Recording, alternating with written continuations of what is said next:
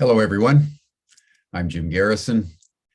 And in the spirit of the trees, in the spirit of living nature, in the spirit of the living ecology in which all of us live and have our being, I want to welcome you to Humanity Rising on this special day, the eve of Earth Day, where we're going to be focusing on one of the world's major religions, Christianity, and in particular the Catholic Church, and the work that Pope Francis, through his encyclical Laudato Si, has generated around an enhanced commitment on the part of the Church for environmental action, calling upon people all over the world to hold sacred the living nature in which we find ourselves. And we have two individuals who've been deeply immersed in the environment generally, and also in the shaping of Laudato Si and its implementation with us today. So that's our program. We normally have our opening heart coherence meditation, which I lead, but since we have Father Joshtrum Kureethadam with us, a man of the cloth who sits far closer to God than certainly I do. We've asked Father Josh, who I'll introduce more formally in the program, to give us an opening blessing and just to bring us into sacred space before we begin our program. Father Josh? Yeah. Thank you. Thank you very much, Jim. Thank you very much also for this invitation on the eve of Earth Day.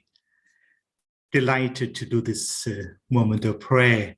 I invite all of us to close our eyes so that we can open the eyes of the Spirit within. May I invite you to contemplate our beautiful common home, the planet Earth. Any image of the Earth that comes to your mind could be the famous Earthrise of the astronauts, or any image, but of the entire Earth. Let's imagine our common home, Earth, and contemplate its beauty. I invite you to go through 3 stages as we contemplate Mother Earth, this beautiful common home. First of all, one of love. And may I invite you with closed eyes to bring our palms to our hearts, where our heart is, placing earth close to our heart, loving earth with the same love with which God loves. In the Gospel of John, chapter 3, verse 16, St. John writes, God so loved the world. Let's feel the same love for earth, especially on the eve of Earth Day. The love of a mother towards her baby. The love of a father towards his son. The same love for earth, for all earth's creatures. Keeping our eyes always close to our heart, let's go to the second moment of pain for the way we have abused our Mother Earth, the way we have planted her resources, the way we have led into extinction so many of Earth's creatures. Just feel the pain. I always love to remember the ecumenical patriarch Bartholomew, who used to say we need a baptism of tears. And that's what will enable the conversion that can lead to action. Just feel the pain for the state of our Mother Earth, for the wars, the conflicts that we are fighting. We are destroying our common home, our common family. And the third moment is one of hope, that together, hand in hand, with the help, with the light, with help from above, from God the Creator, especially we of the faith traditions, working together as communities, we can heal, we can rebuild our common home, and nature always regenerates itself if we give time, if we give the opportunity.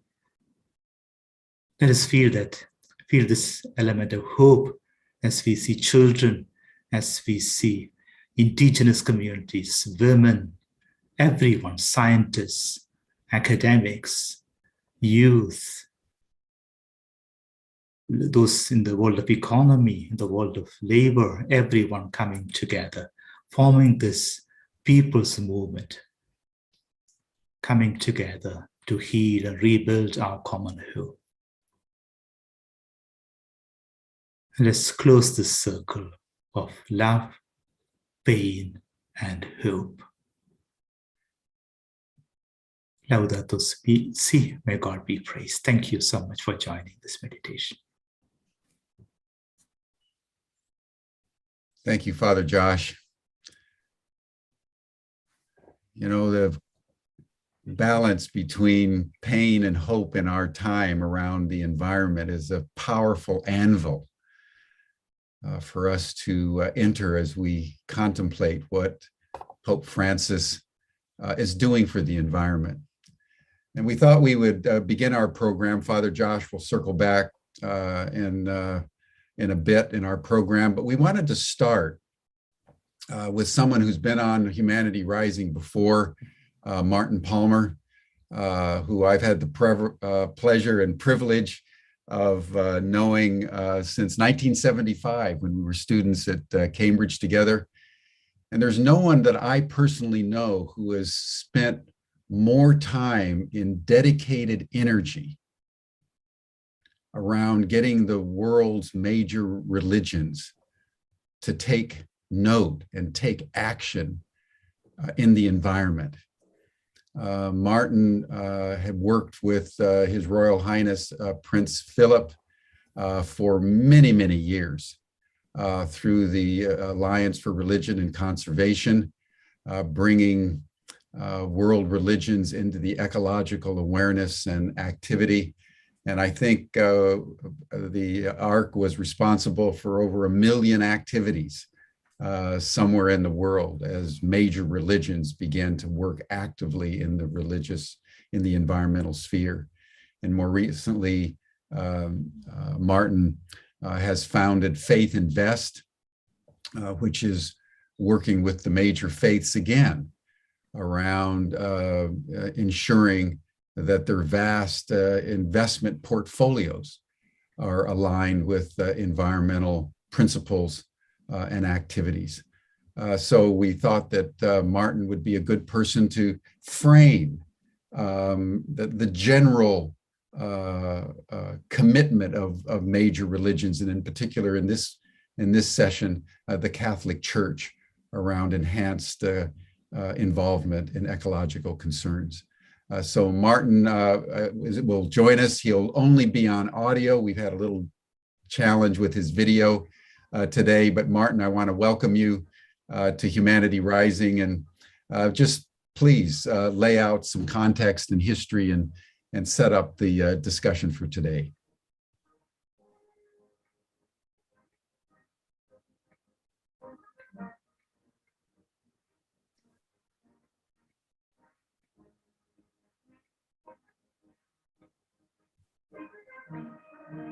Martin?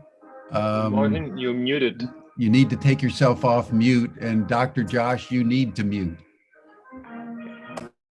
There we go. So Martin, you need to take yourself off mute and come on in. Uh-oh, it looks like we lost Martin. That's correct. Yeah, he dropped out.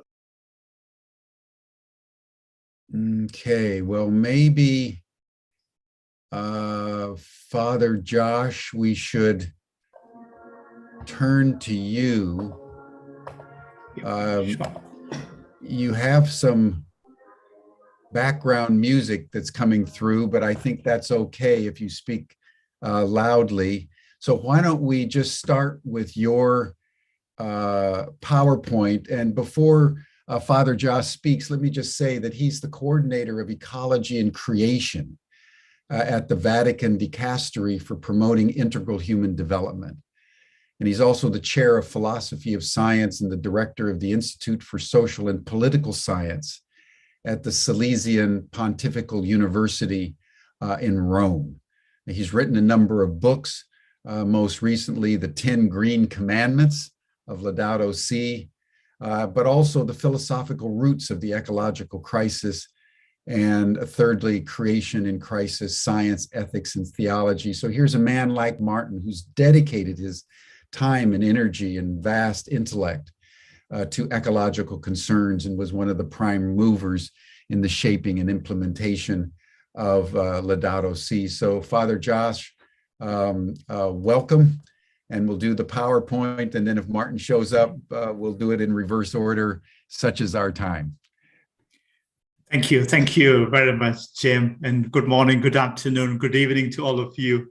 Really happy to join you from the Vatican. Jim, the background music you're hearing, that was the Swiss guards at the Vatican. They were. So you come to us protected. yeah. Rarely they think they are preparing for a march or something. So yeah, maybe for the Earth Day. Yeah. So and very humbly, allow me to bring you best wishes and blessings from our beloved Pope Francis. And thank you so very much for the occasion, for the opportunity to speak on the Laudato Si action platform. Jim, I see Martin has come online. Would you you are muted, Jim. Yeah. Martin, are you with us now?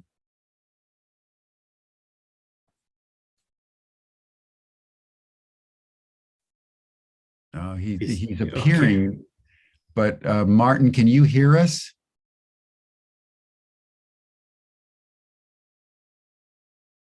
Okay, just give us a second, everyone. Yeah. Sometimes Zoom happens. Martin, can you hear us? You're on mute. Can you hear me now? Can you hear me? Yes, we can hear you. There's a warble in your voice, but why don't you start and see how far we can go? Apologize. Oh, no, I don't think it's going to. Yeah, Martin, it's not. I do apologize. Huge apology. I'll be quite because then I can ask. Yeah, Martin, we can't make out what you're saying.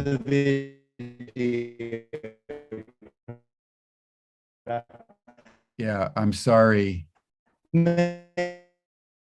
Oop. Maybe I could ask your colleagues to share the video.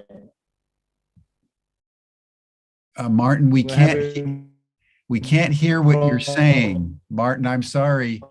We can't hear what we're saying. Georg, maybe we could He's trying to mute him, but he's muting himself somehow. It's weird. Yeah. I'll try and come back to you. Let me see if I can get some help. Okay. Can you hear me now, Jim? We can hear you, Martin, but we can't understand what you're saying because your voice is very warbled. So can you hear me? No? Can you hear me at all? Can you show the video? We can hear you. I'll show the video. Yeah. I'll show the video. Okay. Sorry about this, everyone. Yeah. Zoom happens.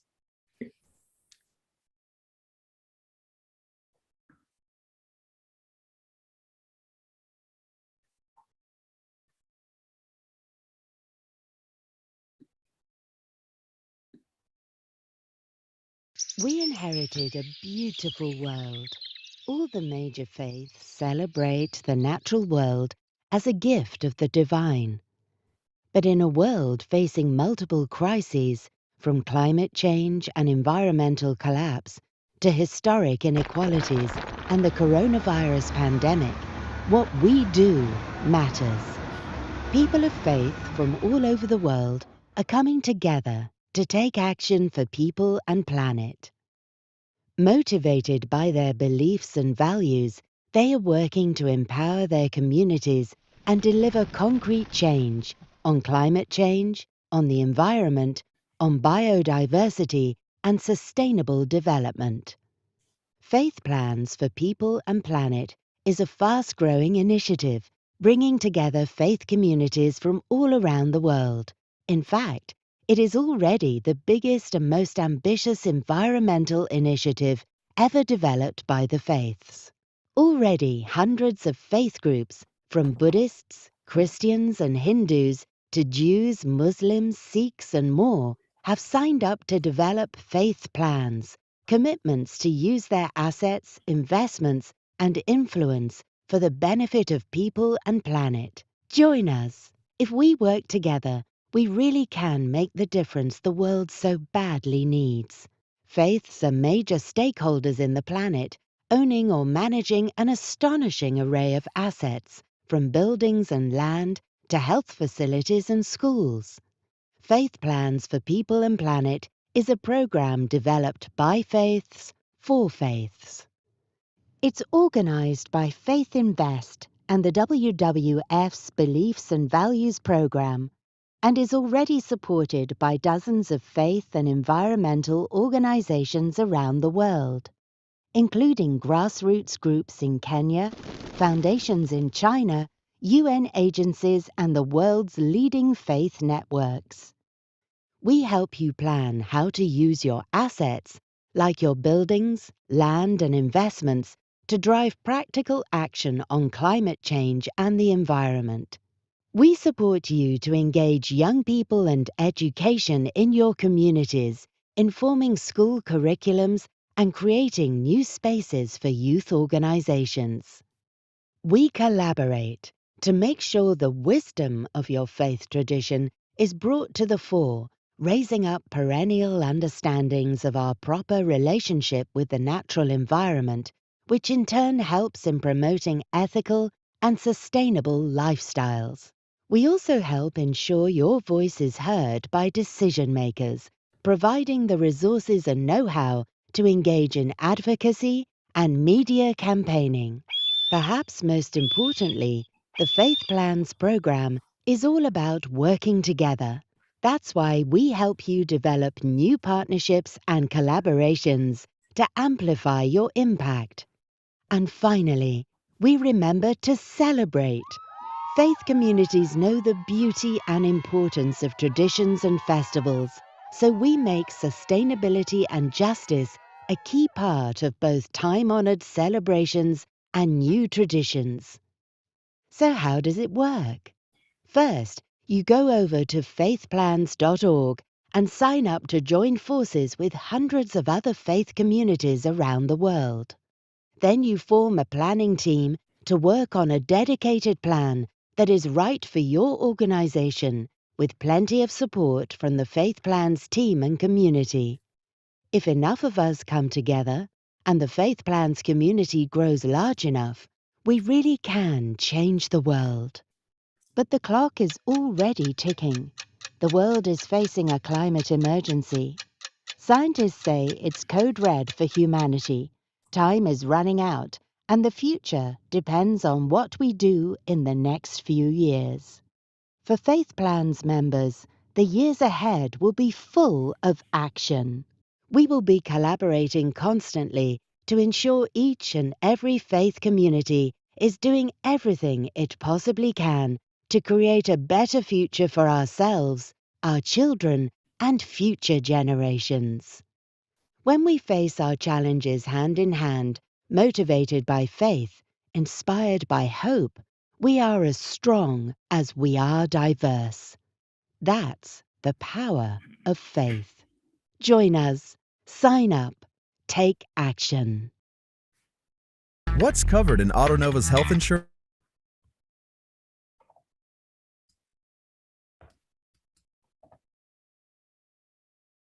So it looks like Martin has dropped off again, Georg.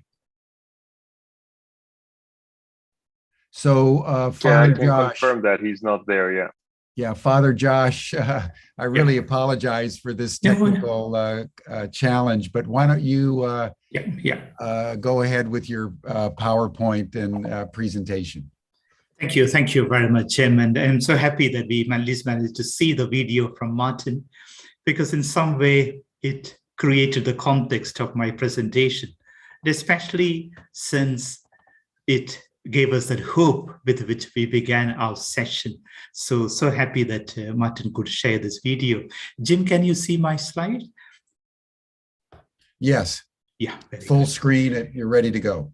Yeah. Thank you. So I've been asked to speak on the Laudato Si action platform, of course, within this overall context of faith communities coming together. And the Laudato Si action platform has been inspired by Pope Francis' landmark encyclical Laudato Si of 2015.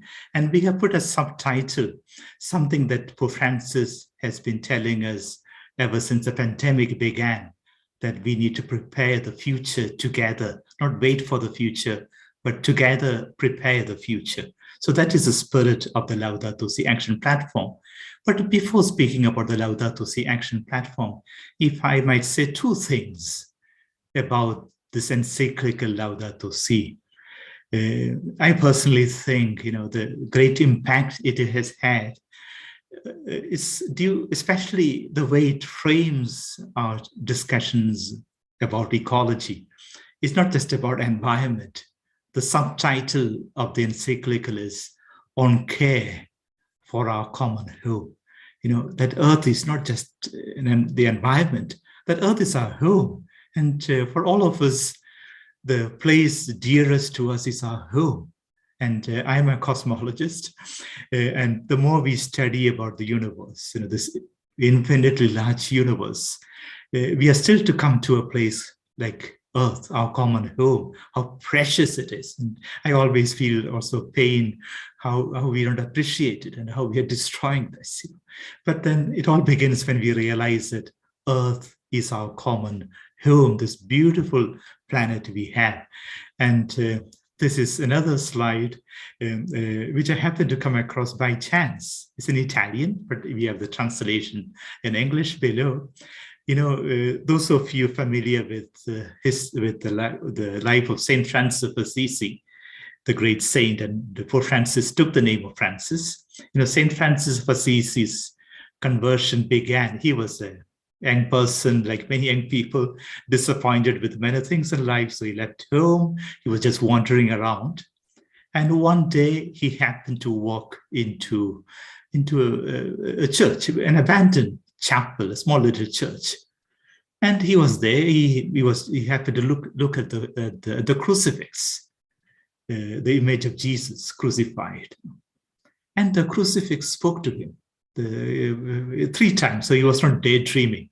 And he heard from Jesus these words, Francesco, va e ripara la mia casa. Francis, go and repair my home. And St. Francis thought the Lord wanted him to rebuild the church, which he did. But historians say, thanks to St. Francis and the Franciscan movement, the entire Church of God was rebuilt. 8 centuries later, another Francis, very few people expected Pope Francis to become Pope, but God chose him.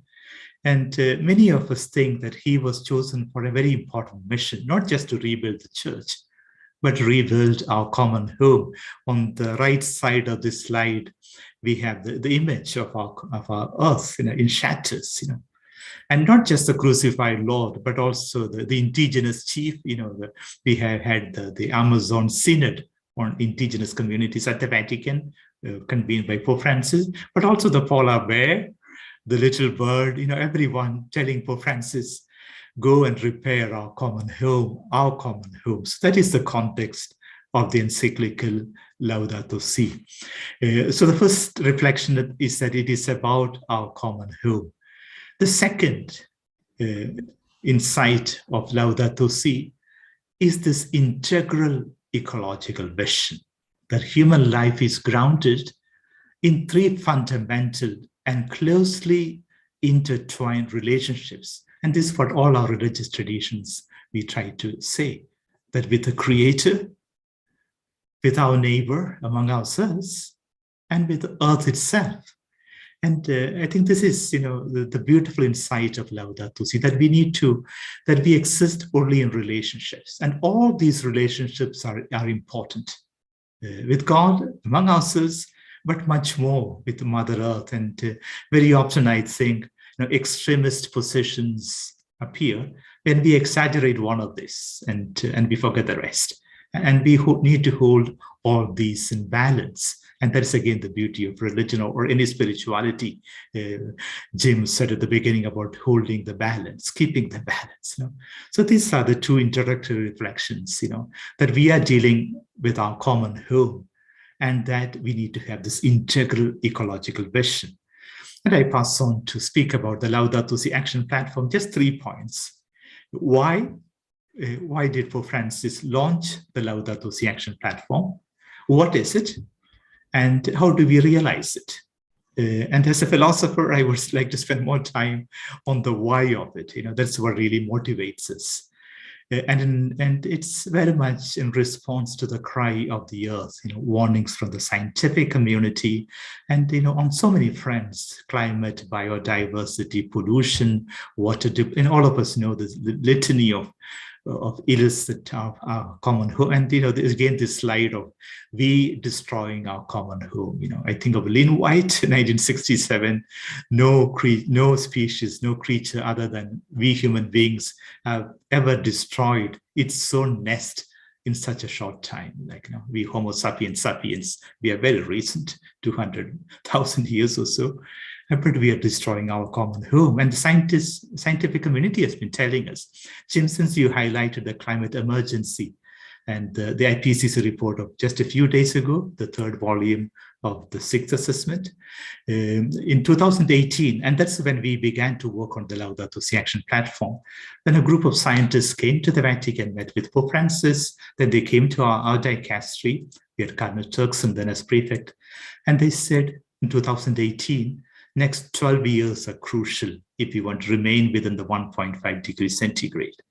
And all of us know that last 12,000 years, Earth's average temperature did not vary by more than 1 degree. So and from 1850, we're already 1.1. So 1.5 means 50% worse than today. And the report of 4th October said we could be hitting 3.2 degrees. That's like 300% worse than today.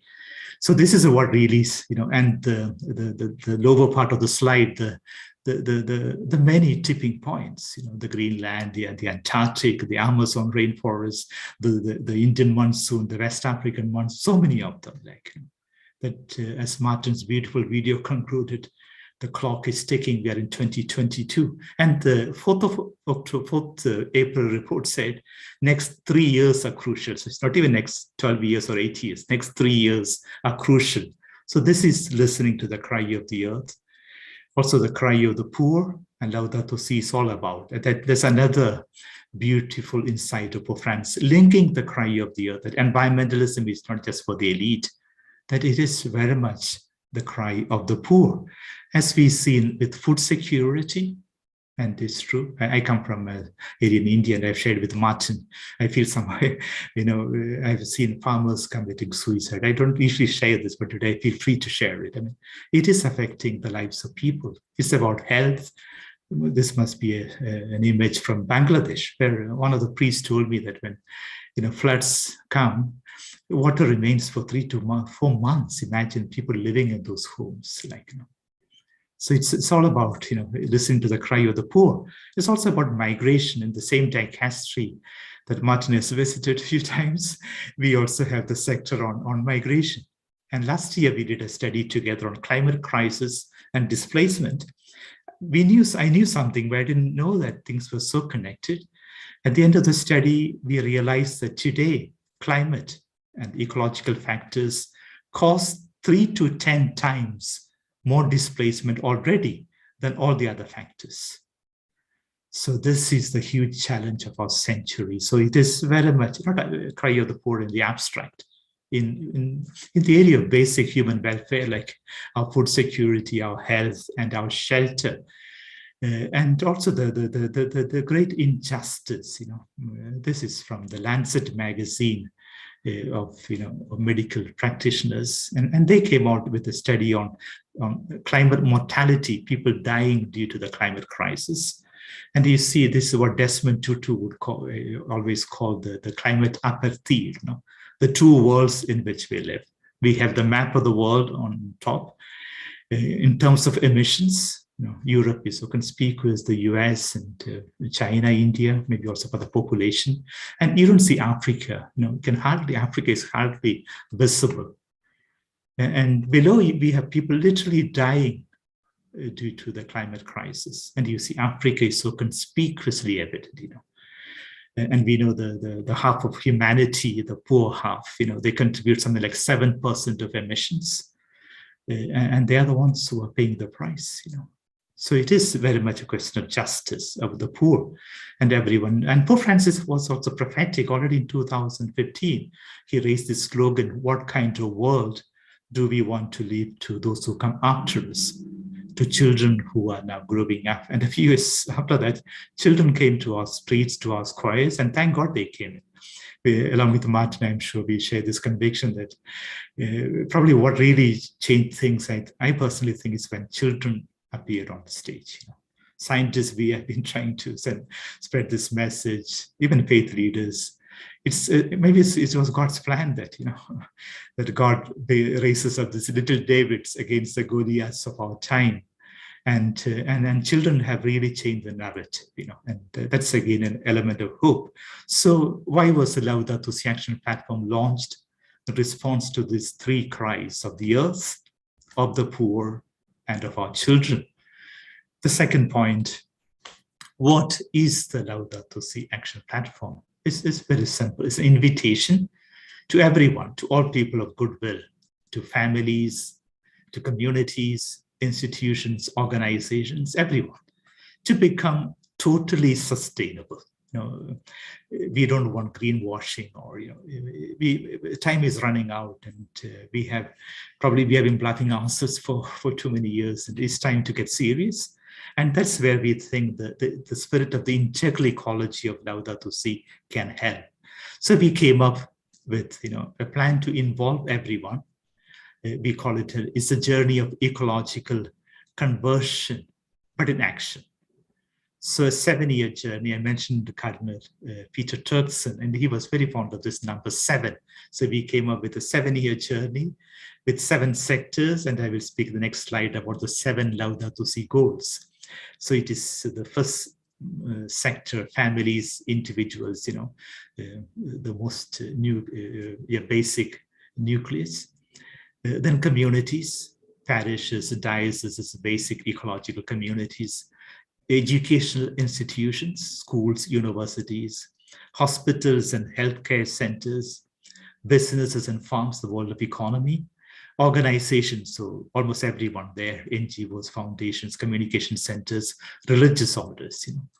So we are inviting within the church, at least for this year, all these groups to join. And we created a Laudato Si Action Platform website. In the video of Martin, you'd have seen Laudato Si movement. It's mostly young people, tremendous, and we have been, they've been our main partner along with many others. So then for each of the 7 sectors, we created working groups. The universities, for example, Jim, since you're from a university background, there are like nearly 200 universities already. And we hope thousands can join. So the universities working group, they are leading the university. Like that, for each of the sectors, we have working groups. Then we created regional groups, again 7, Australia, Oceania, Asia, Africa, Francophone, Anglophone, so 2 of them, Europe, South America, North America. So people are coming together, and all inspired by the 7 Laudato Si goals. And allow me to spend a minute or 2 on this. And we think this is important. It's not just carbon neutrality. It's again this integral ecological vision that we respond to the cry of the earth. So we use renewable energy, we protect biodiversity, we preserve water, we avoid plastic, that we really respond to the cry of the earth. And if a university joins, you will have to divest from fossil fuels, for example. So it's radical that we respond to the cry of the poor. And I think unless we keep the indigenous, the migrants, and the poor can vary according to the context, that we keep them at the center wherever we are. And then so far they're in the peripheries, to be living the integral ecological vision, we need to keep them, they make them protagonists. That the third Laudato Si goal, some of you would have realized, we are inspired by the SDGs. And I know at least 3 studies comparing SDGs to Laudato LSGs, the Laudato Si goals. And they all, I remember somebody in a group of young people in the Philippines showing how all the 17 SDGs are reflected in the 7 Laudato Si goals and vice versa. So it is very much in alignment with the UN SDGs. So the third one is that we change our economic paradigm. And unless the economy changes, we are not going to save the planet. That's at the macro level, but also as a university or a hospital, as a diocese where we invest our money, all that. But also at the micro level, what each one of us can do, we change our lifestyles. Before we began our session, I was talking with Jim and talking about Pope Francis, who, when he was the Archbishop Cardinal of Buenos Aires, a very busy, important person, he left his car. He would take every day the public transport. He lived in a small apartment, cooked his own supper, cleaned his own house. And I think this is the challenge, how are we able to change our own personal lifestyles? Then the 2 pillars of education and spirituality, that we need to change our educational curricula. I think of Georgetown University, they rethought the entire curricula, even of engineering, of medicine, of all the faculties in the light of Laudato Si. I think of a faith community, a parish, where we need to rethink our catechism, our faith education. So we need to rethink our educational paradigm. But the 6th one, in all this, our source is our spirituality. Our own Martin spoke of in the video we have the resources. We don't need to. We have such a rich repertoire of resources. To look for them and to bring them alive, make them alive once again. And the 7th one is probably the most important. Those of you familiar with the Catholic Church would know that Pope Francis insists a lot on the synodal journey. Synodal means synod, walking together. That we want all this to happen as a group. And I think this was a big lie of oil companies, or that you can change the world, you are the center. But then we are going back to the Cartesian. I am the ego, I am the center. I am not the center of the world. We are the center of the world together, and not just humans, but all of God's creation. So we are insisting very much that those who join the Laudato Si Action platform are communities. Could be a family, a parish, a business, a religious order. And I'm so happy to mention that, some of the major religious orders, some of you will know the Jesuits, the largest, they have embraced the Laudato Si Action platform, and they are a huge force. Tomorrow, the Salesians, the 2nd largest in the church, they are going to come out with a video coinciding with Earth Day, announcing that the entire Salesian family, and they're also very huge, just to say the religious orders, they are running thousands of schools and institutions. They are going to join the Laudato Si Action platform. So in 7 years, we hope all these groups will join. But then we really think it will be very much a bottom-up, of movement. So this is the Laudato, the 2nd point. What is the Laudato Si Action platform? It's a journey together, 7 sectors, 7 goals, inspired by the 7 Laudato Si goals. So it's integral. I conclude with the 3rd and final point. How do we realize the Laudato Si Action platform together? It's again the synodal journey, rebuilding our common home together. So concretely, our plan is we launched it, the registration on 14th of November. And so happened, by chance in the sense we wanted to launch it earlier, somehow we didn't manage. Then Pope Francis had proclaimed, 14th November is the World Day of the Poor, and happened to be the day after the COP26 in Glasgow. So Pope Francis said, we just concluded the COP yesterday, but we need to start a movement from below. So he launched it on 14th of November, and it's open for an entire year, and people are joining. And so it will go on till 4th of October. That's the close of the season of creation, ecumenical season of creation. Then next batch, we will start invite registrations again next year. So all this is with the idea of creating a critical mass. And that was the beautiful point that was made towards the end of the video of Martin, no? That we need to come together. And allow me to say something on the critical mass, because that, again, that's something that gives us hope. The situation of the planet is desperate, and the way we are handling it, we are fighting among ourselves instead of taking care of one another and of our common home. But the promise, the hope is that if we come together, if we create the critical mass, things can change. And I'm sure most of you are familiar with the famous Harvard study of 2009. Then many people have come out with other studies, which said the critical mass is not a big number. If we have 3.5% of a group, we have the critical mass for change. And there are so many examples. The latest is how the Berlin Wall came down. I'm sure 40 years ago, 50 years ago, they thought the Berlin Wall is eternal. No, a group of young people in Germany said, we don't need this wall. We need to come together. And their number grew, and the wall came down. And this is what, Mahatma Gandhi and Desmond Tutu, Martin Luther King, everyone has done. A couple of weeks ago, we had the visit of Sadhguru at the dicastery at the Vatican, the Save Soil movement. And we had a beautiful conversation. We are also very much collaborating with him. And I didn't know exact number. And at one moment, Guruji asked me, Father Josh, you know how many people were with Gandhi? Then he began the Dandi March, Satyagraha March against salt protection. And I thought maybe hundreds, thousands, because I'd seen photos. And he said 72. And those of us Christians know that Jesus began with 72 disciples. And so that struck me and Gandhi began with 72 followers. So if we can come together, Catholics, Christians, faith communities, we can reach a critical mass.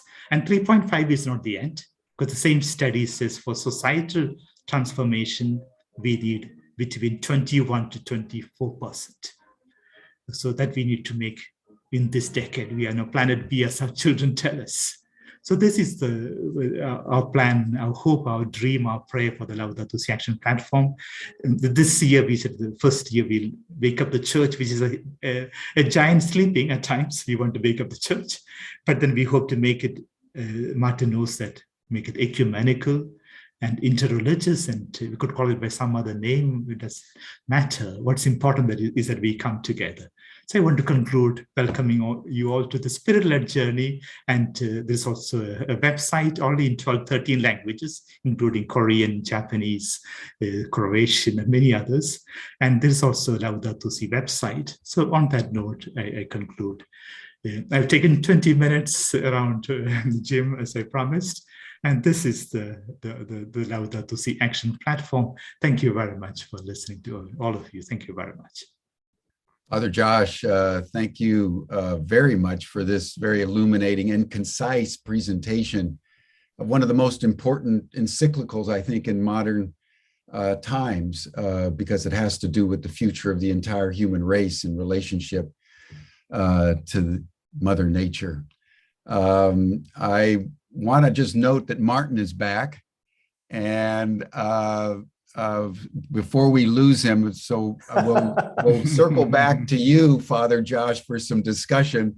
But Martin, sounds like you are back with video now, as well as audio. Yeah, video and sound, Jim.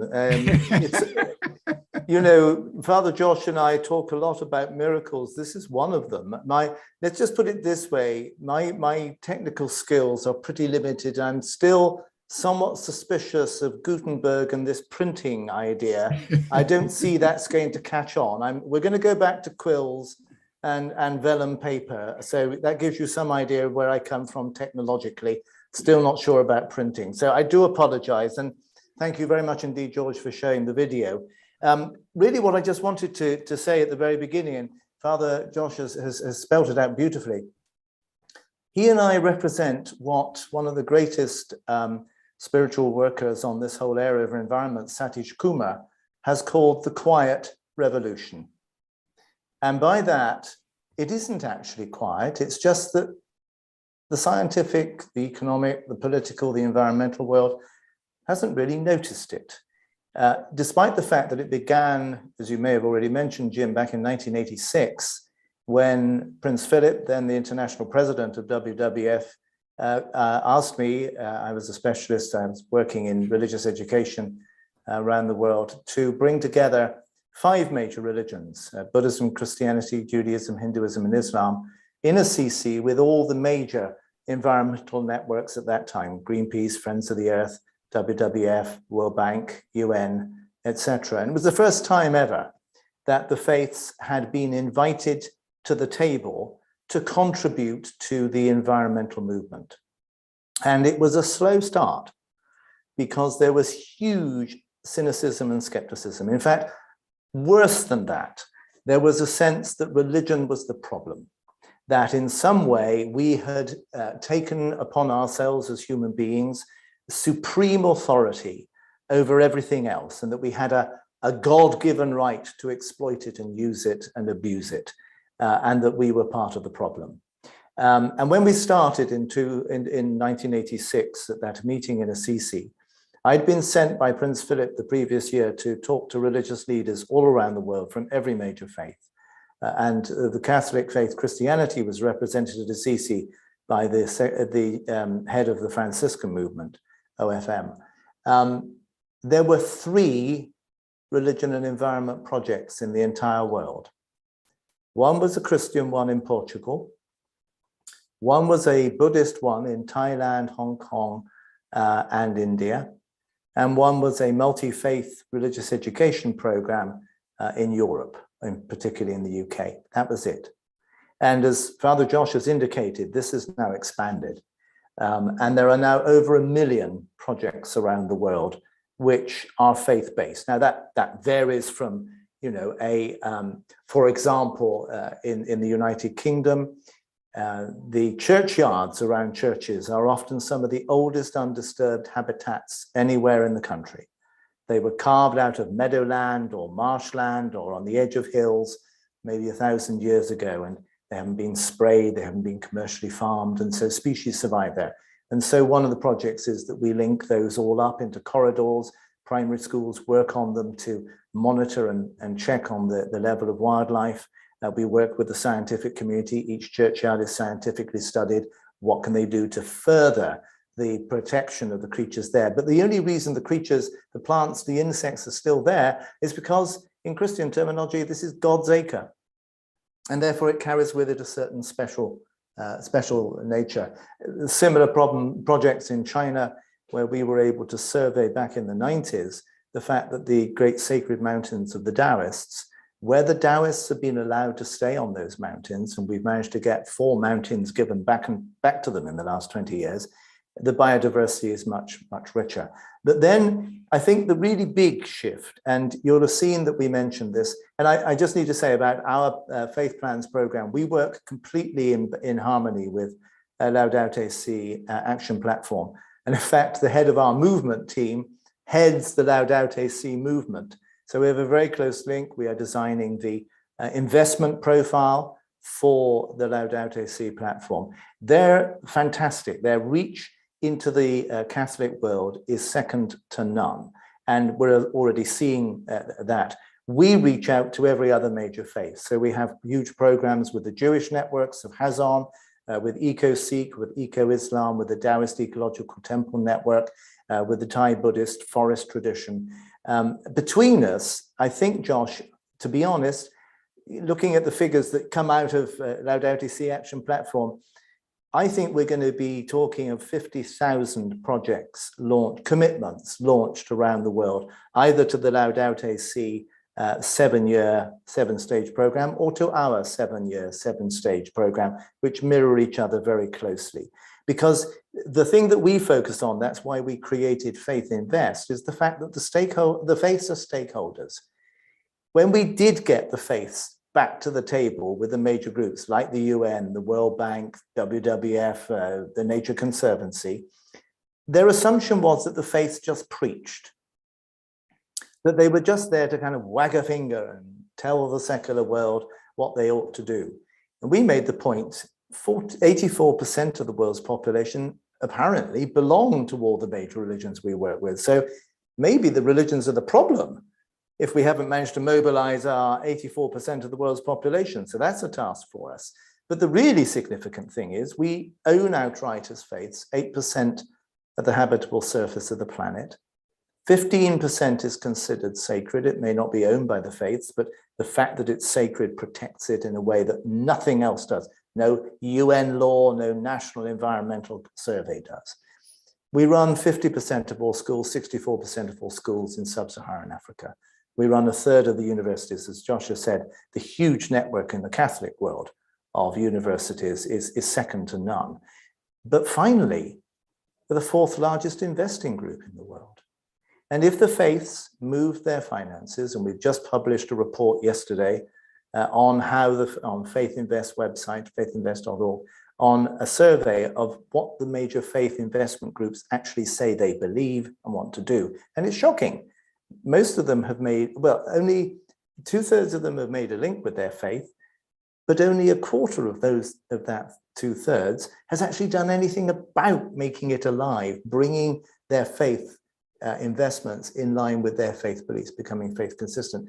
But if we can get the faiths to make those steps, as we have done in terms of every faith now has an environmental program, if we could do that, the faiths alone can actually change the economic structure of the world. It's as simple as that. We are stakeholders.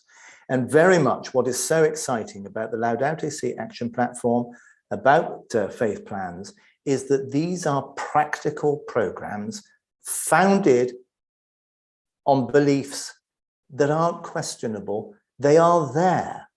They are in our sacred texts. They are in our lifestyles. They are in the way we live. They are there in our values. There is no other structure in the world to which you can go back to a core text and say, given you believe this, would that not mean you would do this? And that is the great strength of faiths. Satish Kumar calls it a quiet revolution because it's been going on very quietly. It's been going on within every major faith around the world for the last 30, almost 35 years. It's also quiet because actually it has been so ignored by the environmental scientific world, we've just got on with it. But I would also say, and talking within the Abrahamic traditions, there is a tradition in our faith, Christianity, Judaism, Islam, of prophets who speak to us and challenge us and threaten us and show a terrible future and spur us into action. Well, none of the religions have been prophetic.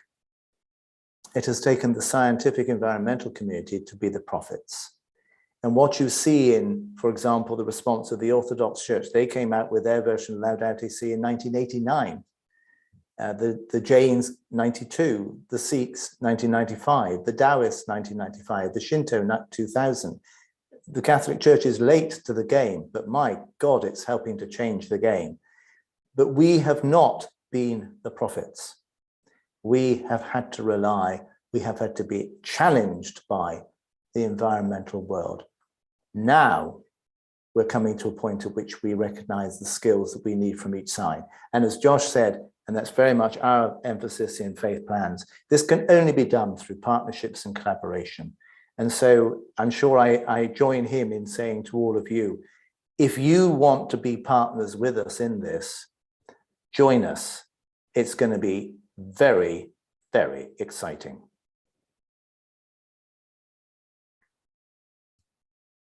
Thank you, Martin. As we start our dialogue here, maybe Martin, you could start. What was since you've been at this for so long, what was the journey that brought the Catholic Church to Laudato Si? How did that build up in the body politic, I would say, of the Vatican? And Father Josh, you may have been involved in building the momentum toward this, because when a pope issues something like an encyclical, it doesn't come out of the air. It comes out of a momentum that has developed over time. Just take a few minutes and describe that history that led to the encyclical. Well, I'll contribute from my understanding and experience of it. I think a very strong element in this was the incredible witness of the Orthodox Church, and particularly the Ecumenical Patriarch of Constantinople.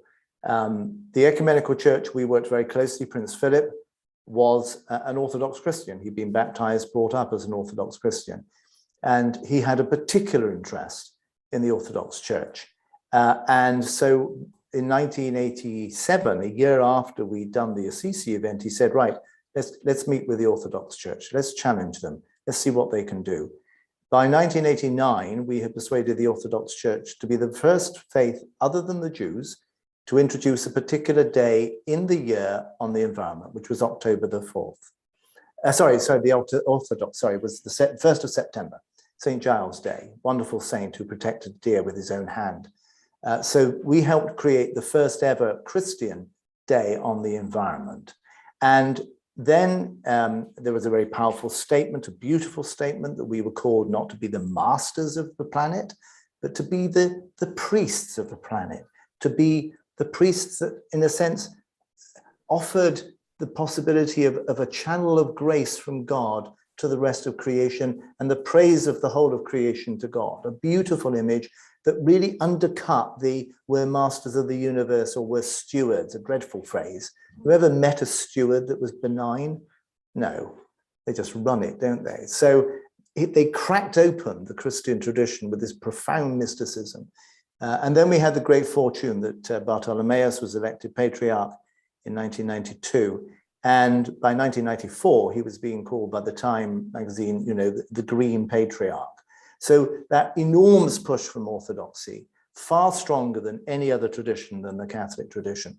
But then one of the things that I was really quite excited about learning a few years ago was that back in 2008, we invited the major religions with UNDP to start looking at long-term plans. And we asked the Jesuits, would they design a long-term plan, which we launched with Ban Ki-moon and Prince Philip in 2009. They said, yes, they'd love to. And they brought together a working party to think about the environment and about Jesuit teaching. And they invited a cardinal from Buenos Aires to join the panel. And according to what I have been told, that was the first time he really seriously thought about the environment. And that then led, when he was in the position to take this the next step forward, that he was able to say this. But I think the great skill, and Father Josh has already touched on this, is that the church invited the scientific community to help them craft this.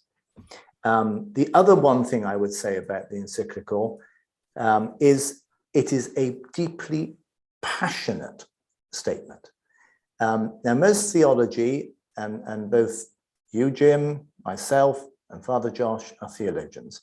Most theology does not really define itself as passionate. The wonderful thing about the encyclical is that if you count the number of exclamation marks in this encyclical, it is more, I understand, than all the exclamation marks in the last 100 years of encyclicals. This is a devout man speaking to the whole planet. It is incidentally a pope. And I think that's part of the power. Beautifully put. Thank you, Martin, for that history. Father Josh, what's your experience of the development and build up toward Laudato Si? Thank you, Jim, and thank you, Martin. Yeah, just to add to what Martin already shared. Yeah, the way I look at Laudato Si he has been the synthesis of a movement of many decades within the church, within the churches, and as Martin already said, also among the scientists. And in the Vatican, we had the Pontifical Academy of Sciences. So over many years, and they say one of the very first chapter of Laudato Si was very much shaped by them. And I've heard scientists like Veerabhadra Ramanathan of California saying, I can defend every line of Laudato Si scientifically. It's a solid scientific foundation. Though I would say not just science, it has been many little streams, within the church. And I think of John Paul II, already in 1990, the famous letter, the Peace with God, the Creator, peace with all of creation. Pope Benedict, sometimes very bit undervalued. He was called the Green Pope, and he was the one who put the solar panels on one of the main halls of the Vatican. But I think the real push came from our local churches. I think of Leonardo Boff, 1990s, Cry of the Earth, Cry of the Poor, the letter of the Philippine bishops, the Lombardy bishops in Italy, from all over the world. So it's like an earthquake or the volcano pressure building up. And Laudato Si has had a huge impact because it took several decades to prepare that. And I used to think Pope Benedict will probably come with an encyclical. In a way, thank God he didn't. It was Pope Francis' turn, because one of the cases where the messenger made a huge difference. I mean, Pope Francis, such a huge appeal, so we couldn't have had a better messenger than him. And maybe I can close on this, because Pope Francis, I heard from him several times. He says he has had his conversion, and that was, when he went to the Amazon and saw how the indigenous people were being affected, and then he called for a synod at the Vatican of indigenous communities. A couple of weeks ago, he met with indigenous communities in Canada. He's going to Canada. He's promised that he will go there. I think what I like about Pope Francis, not really in this, he's really reversing. He's saying the paradigms, the peripheries have to be the center. We need to begin with them. And I think that will be the game changer. The change will come from the peripheries, and he, as Pope, is trying to give the peripheries maximum visibility. And I think it's also a gospel principle that salvation is always from below, in some sense. It won't be the powerful to save the earth or humanity. It will be the poor. The poor will save the planet, and our vocation is to join them, and to acknowledge our mistakes, maybe of the past, but allow this movement from below. And that is, I think, the huge potential of the Laudato Si Action Platform, or any of these movements, where it's led by simple, ordinary people. And I'm sure in God's plan, I'm sorry for repeating it, but God always chooses Davids or, simple people. That's how God works. And Pope Francis understood it, the way he dresses, he moves around. And I wish we learn more of it, from charismatic leaders like him. So that's how Laudato Si came out as the end of a journey, but thanks to this very charismatic leader that God sent us in Pope Francis. I think that's a good point, and very important point, Father Josh. When he chose the name Francis, I think everyone was struck. Okay, here we go back to Saint Francis, and Francis was the mystic of nature, mystic of the earth. And so I think as he came into the papacy, he declared himself, and Laudato Si was the consequence of a pre-existent commitment to which he had oriented his entire papal reign, as it were. So and just to make a point from what you said, Martin, it's true that the prophets of our time have come from science and some of the NGOs. But in order for the prophets to be heard, it takes someone like a Bartholomew in the Orthodox Church or a Francis in the Catholic Church. It takes leadership to respond and say, yes, that's right. And now I will act, because the prophets can warn. but they don't have the power, the constituency oftentimes to act. It takes someone like a Francis, like Prince Philip, like the two of you, to actually be the proximate causation of whatever it is that needs to happen. I would agree, but I think that there's a very interesting example outside of the Abrahamic faiths, and that is the Taoists of China. And they have become one of the major groups working on this, so much so that even under President Xi, who has suppressed every other expression of civil society in China, in the 5-year plan of the Chinese Communist Party launched 2 years ago, the Taoists were given a major role for environmental education and environmental community engagement on environmental issues. No other group was highlighted. Why? Because they went back to their wisdom. And this absolutely goes back to what Josh was talking about in terms of the Laudato Si action platform, the wisdom, the spiritual wisdom, and we have it as one of the 7 areas, is wisdom. And what was this wisdom? In 2008, we held a big meeting with all the Taoist leaders in China, at which the UN sent an assistant secretary general responsible for the whole climate change program. And this man had spent his life working on these issues. And this wonderful, wonderful leader of the Taoists, old Master Ren, in his late 80s, stood up and he said, we have been hearing about this climate change issue. What is it? And he said, it's very simple. It's very simple. There is yin, which is earthly, the moon, dark, cold, wet. There is yin, which is heavenly, light, airy, etc. So what is this climate change? He said, what we've done is we've taken earth material, we have destroyed it, and we have turned it into heavenly material. It's not where it should be. So the heaven is out of balance, and earth is out of balance. And as we know as Taoists, our job is to keep that balance. So why is this a Taoist issue? Because it's a yin-yang issue. And this Assistant Secretary General of the UN just sat there and he stood up and he said, I have tried to explain to people for the last 15 years. I've given them all the scientific data. I've told them all the statistics. And you've just done in 5 minutes what nobody has ever been able to do to me. And the reason Prince Philip launched the whole process back in 85, 86 was he said, look, if it was data that was going to save the planet, we'd have saved it by now. And we know that we knew what climate change was doing 50 years ago. So it's not data that's going to save the planet. It's not science. It's not information. Because all of those need a narrative that gives them an actual meaning. And he said, we've got all the information. We're not touching hearts and souls. And he said, there are only 2 things that have ever done that in history, art and religion. And for most of history, they've been the same thing.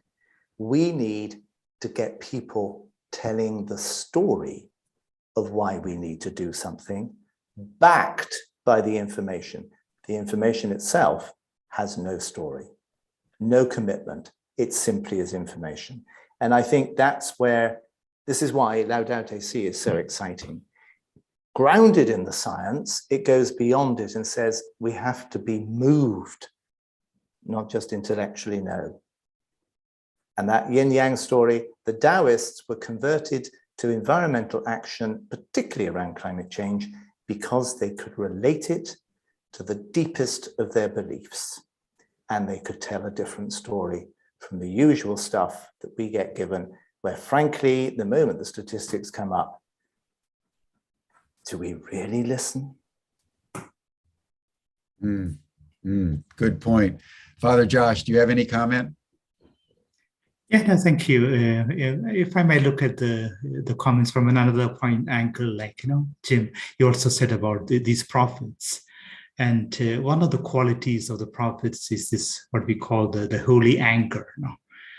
And I think that is sometime we religious traditions we have been missing a bit. Like, you know, that's what our children are. You know, look at Greta Thunberg, or you know, the youth are telling. It's also when you see the urgency, and you see the injustice behind, and you know, the climate crisis. And I think of chapter 2 of John, when Jesus enters the temple and he sees the merchants, and you know, and he says, "You have made the house of my father into a den of thieves." And I think that's, you know, the original reason why, one of the fundamental reasons why faith traditions need to get passionate, that earth is God's creation and we are desecrating it. And that's where the indigenous communities have been teaching us that, you know, that earth is sacred, and why St. Francis, you know, he was a mystic, you know. So we need to recover that vision, along with that, you know, that aesthetical, you know, vision of beauty. Probably a bit of anchor will do us good. I mean, we need to denounce. And you know, we have economic systems that are flourishing, you know, the oil companies, or you know, and time is running out. So it's so I think we need to, as religious traditions, combine that. Again, will motivate the heart. You know, where you become passionate because you realize that so our children are telling us, and we don't need to wait for our children, our future generations. Look at people in Bangladesh or elsewhere, like, you know. So how to, I think that's where religion can really bring all these dimensions. And I think the challenge is so huge that I want to repeat this, that no single constituency can address the challenge. We need scientists, we need economists, we need young youth, artists, you know, everyone, like, you know. And Martin will know there's a Laudato Si movie coming out this year. There's a very high artistic expression, but there are so many expressions like that, you know. And my background is still always scientific, and I get worried, you know, with the reports of the Antarctic and things happening, that, you know, God has given us liberty and we may not make it. Like, maybe we choose not to respond to the crisis in spite of all the warnings from the scientific community, from the poor. So next years are critical. So I think it's where, when a house is burning, we don't worry if the water is brought by a Hindu or a Muslim, or we seek help. We work together to put out the fire. So I think it's also an emergency for everyone, but also for faith communities to sink our differences and say that let's come together, let's put out the fire that's consuming our home. And so I would say bring all these dimensions together, and against a background where time is running out. So that's again, but the hope is that the youth are the creativity we see, like, you know. So if we can, you know, provide forums like this that you are doing, webinars, and, you know, bringing people together, and with human creativity, and let's acknowledge that in the heart of our hearts we are good people. So this compassion, and that's the best of us as Homo sapiens sapiens. And I'm sure you're familiar with the study that we survived not because of our intelligence, or just because we had this capacity for compassion, that a fellow, you know, human being would suffer, and the group who would stay back to, you know, not throw him or her out. And that's, you know, I think in this moment of critical crisis, probably what will see us through will be our compassion, and that's being godlike, or that's the heart of religion, isn't it? Yeah. Thank you. If I could just very quickly add something to what Josh has said. I think that compassion, that interconnectedness is fundamental. There's an astonishing book that has just come out called Finding the Mother Tree by Susanna Simard. And over 35 years of study, she has proved absolutely that trees and plants maintain a network of affection, of community, of sharing. When one tree is suffering, the other trees pour their sugar, their energy, they take up the carbon for them. She has shown that the myth of the selfish gene was in fact a myth created for the generation of greed, for the hedge fund managers who could say, well, what else could I do? I mean, evolutionally, we're made to be selfish. So of course I'm going to crush the pensions, lay off 45% of all the staff, reduce the salaries of the rest, because that's just evolution, isn't it? Very dangerous myth. We have to challenge the fact that there are bad stories out there. This astonishing book, and it's amongst many others, but it's so beautifully told because she weaves her own personal story of the interconnectedness within her own family and the struggles she went through with the fact that the trees in Canada, which is where she's from, there was a policy of killing everything on a hill so that the pines could grow, because it was thought that the trees competed with each other because they were selfish. She showed, no, they actually collaborate. So for those of us who believe that creation manifests, speaks of a divine love, it's not just we who are compassionate. It's not just we who are interconnected. It's everything. And we have to destroy the myth that it was nature is red in tooth and claw. That was colonialism and imperialism. The selfish gene, that is the greed generation of economic capitalism. We have to challenge that. And I would urge, don't just read Laudato Si, read the Pope's previous encyclical, Evangelii Gaudium. It is the most stunning criticism of consumerist capitalism you will ever read. And it's the context within which Laudato Si is anticipated to work. So we have to face the dangerous stories and myths and the twisting and misuse of knowledge. And that's crucial. And it requires a celebration of diversity, because as Father Josh says, no one group and no one story is going to solve this. If biodiversity is essential for evolution to be able to continue, intellectual, spiritual, artistic diversity, I think is exactly the same. I think God actually likes diversity. Oh, he sure uses it a lot on planet Earth. As we close, I'd just like to get final comments from you on how you're viewing the future, because what we've been seeing, and this is at the heart of Code Red, we're now in a global situation of escalating turbulence, which, as the Secretary General said, means, among other things, that our governments can no longer ensure stability or normalcy. We've had COVID. We've now had the invasion of Ukraine. I read just yesterday that they're predicting that 20% of the human population will lower its standard of living and food income because of the destruction of Ukraine, which is one of the biggest bread baskets in the world. It's the largest country in Europe. And there's no end in sight to what's happening over there. So as each of you look at the future and look at everything that you have both done to bring religions and ecology together, but understanding that we're in an increasingly turbulent world, that it's unpredictable, volatile, and unstable, what particular principles or what guidance would you give our global community today as they think about the interface between their spirituality and religion and ecology? What would be just a final word that you would leave us with, given current world circumstances?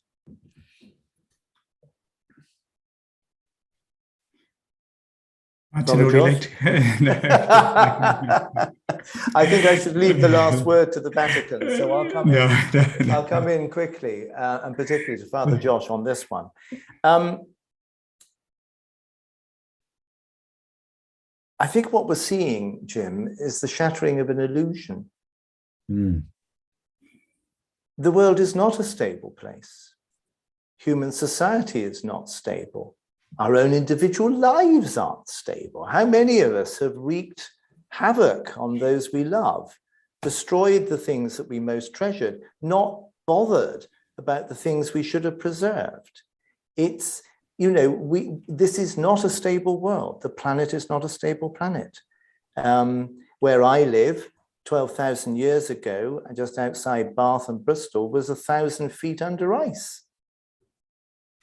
We are not on something that was built for us. And ultimately, and I say this as a theologian, we may not be that important. we may not last very long. I think we may be a short-lived species in comparison with the trilobites, who were around for 250 million years. I don't think we're going to make even 2 million years, because we have assumed that everything ought to work nicely.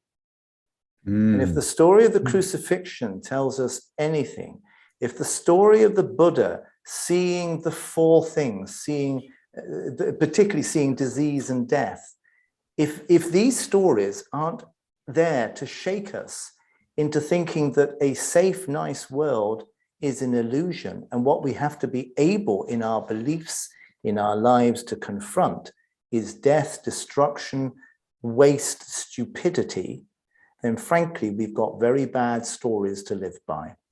There's a brilliant poem by Geoffrey Hill, who was the professor of poetry at Oxford, called Genesis.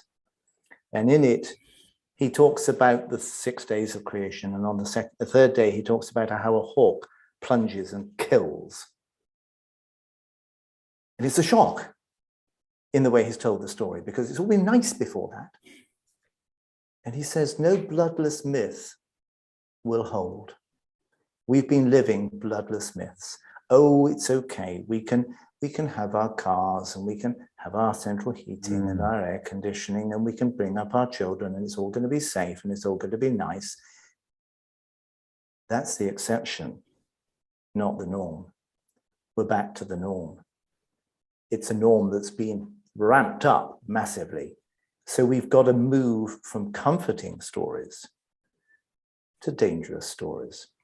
Because without that sense that we have been living an illusion, we will always be wanting it to go back. What's everybody want after COVID? Oh, I just want to go back to like it was before. No.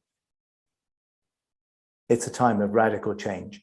That's painful, it's terrifying, it's unnerving, but I'm sorry to tell you, everybody, it's real, and therefore it needs real answers. And the faiths have seen our communities through the Black Death. They've seen them through massive massacres of entire populations. They've seen them through droughts and floods. They've seen them through nuclear warfare. They've seen them through inter-community violence. They've seen them through the rise of dynasties and empires and the collapse of them, and we're still here. Why? Because actually we know we're there to help people get through, not just to make everything look like middle class, middle America. Brilliant, brilliant. Thank you for that, Martin. Thank you. Father Josh, final word. Yeah. Thank you. Maybe I can build on or start from where Martin left. I mean, I personally think, and I think of authors like Teilhard de Chardin, who says probably it's now lowest moments become opportunities for change, for grace, And I'm sure it's also individual personal stories, probably the times when we thought everything was lost, then something new began. And sometimes, maybe as humanity, we have to take this painful pill of pain and suffering. And this, again, the law of nature. I mean, which we have forgotten, or we have opted not to see, So we had to reach this moment, and I don't think we can go lower than this. I mean, so let's hope that this can be the moment of change, and two things that give me hope. One is we are faith traditions that ultimately is God's world, it's the Holy Spirit at work, I always love the Psalm 103, send forth your spirit and renew the face of the earth. And God, in the Bible, Christians, we have found various moments from the Genesis and even up to the flood, or, the stories, but always with the same message, the incarnation work of the Holy Spirit, the Pentecost, or the resurrection, or, the other day, Pope Francis, Easter Sunday, said, nothing is impossible to God, to this moment to say that peace is possible, and ultimately because God can, and that gives me hope, At the same time, God has given us liberty, so there's always this angst that we may respond, we may not respond, So I think that maxim versus live as though everything depends on God, and believe as though everything depends on God, but act as though everything depends on you. So that's the other half. So I foresee years of passionate action, and we cannot afford to rest. And the big difference I see with ecological crisis, and maybe also my cosmological background, I mean, all the crises we had so far were partial ones. I mean, like, we haven't had a crisis. Like I tell people, why are we so passionate about ecology? Because unless we have the common home, all the rest is not possible. Not even economy or university or education or art or culture. It's the home that makes all this possible, not vice versa. So it is a very existential. I don't think we had a huge threat. Nuclear threat is something like that, but we haven't. It was always a specter. But then the ecological crisis is living out, before our eyes, and this common home could collapse, and maybe I can conclude on this note. On the 4th of October, we had the meeting of faith leaders at the Vatican, major faith leaders, and the last word was given to a scientist, the head of the Pontifical Academy of Science, von Braun. And he said, I just have had my granddaughter. And he said before Pope Francis, all the faith leaders, I'm afraid that if things go on like this, within 50 years, my grandchild will live in a world that will be almost unlivable. 2 days later, I hear Pope Francis repeating it, and I heard from him at least 3-4 times, that this is the spectre, that we could end up with, we could make money, GDP grow, and have our comforts, but then live an unlivable world for our fellow brothers and sisters and for future generations. So, believe God can, Holy Spirit can act, and she will renew the face of the earth. But we need to act as though everything depends on us. So, not a moment to lose, and let's come together to act. Thank you, Jim, for making all this possible. Thank you, Father Josh. Thank you, Martin. And thank you, everyone, for your attendance in this session today. We've heard about one of the most monumental encyclicals in modern times around the care we need to embody for our precious planet and ecosystem to ensure that human flourishing within the larger ecological whole, in the awareness that all of creation experiences and can express compassion. It's one reason why I have the trees as our background, because as Martin said, the trees have feelings, they communicate, they interact pretty much like we do, but in a completely different way. And the more we're finding out about nature, the more we're finding out that we're not as unique as we think we are. And it's in fact, because we've had this illusion of separation, that we've been as destructive as we've become. And the imperative is for a new story to help shape the human future within an earth that is lovingly created by a creator that understands that harmony and compassion are at the root of existence itself. So I want to thank both of you for illuminating Laudato Si for us today. This brings our session to a close. You're all welcome to our after session chat group. And then tomorrow, everyone, on Earth Day, we're going to go to some scientists who are in the Arctic Circle with drones. And they're going to be beaming in live to Humanity Rising pictures showing the dramatic effects on the Arctic of climate change, and speaking to us from a part of the world we've not had before on our global broadcast. So that'll be tomorrow, Earth Day, on Humanity Rising. But Martin, Father Josh, thank you for everything you do to activate faith in relationship to beautifying our world. That brings us to a close, everyone. See you tomorrow, same time, same station. Bye for now. Happy Earth Day. Thank you. Happy Earth Day. Thank you, gentlemen.